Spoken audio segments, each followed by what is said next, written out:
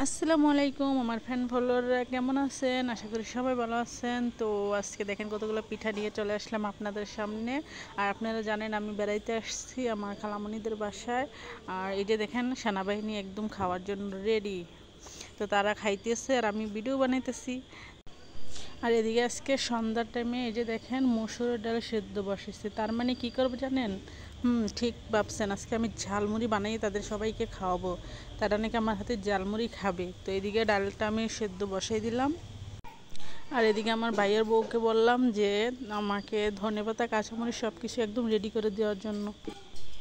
আর এই দেখেন এদিকে ঝালমুড়ির সাথে দেওয়ার জন্য আছে ধনেপাতা, তারপরে আছে একটা পেঁয়াজ, আর সাথে আছে কাঁচামরিচ, আর আছে শসা।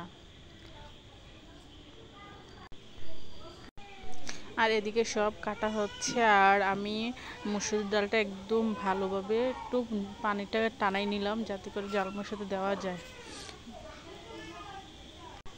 আর ঝালমুড়ির সাথে দেওয়ার জন্য এই যে গরুর মাংসটা ভালোভাবে একটু গরম করে নিতেছি। আর এদিক দিয়ে আমরা সব কিছু একসাথে মিক্স করে নিতেছি। এই যে দেখেন, এই যে সাথে দেওয়া হয়েছে ম্যাজিক মশলা। আর এখন দিয়ে দেবো গরুর মাংসের ঝোল। আমাদের ঘরে যেহেতু ঝালমুড়ির মশলা নাই, তো আমরা এই সব দিয়ে মশলাটা বানাই ফেললাম। আর এদিকে যে গরুর মাংসের ঝোল দিয়ে দিলাম, কালকের মাংসের ঝোল ছিল। আর আমি প্রথমত একটা যে কথা বলি, কোনো কিছু নষ্ট করতে নেই। যদি তরকারির ঝোল আপনারা না খাইতে না পারেন, অবশ্যই ঝালমুড়ি বানিয়ে খেয়ে ফেলবেন, তাহলে একভাবে না একভাবে খাবার হয়ে যায়। আর এই দেখেন ঝালমুড়ির মশলা রেডি।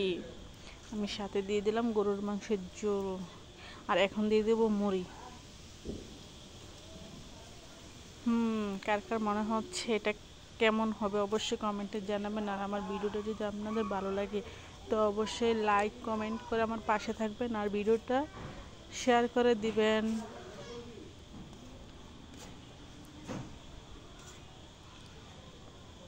অনেক টেস্টি খেতে।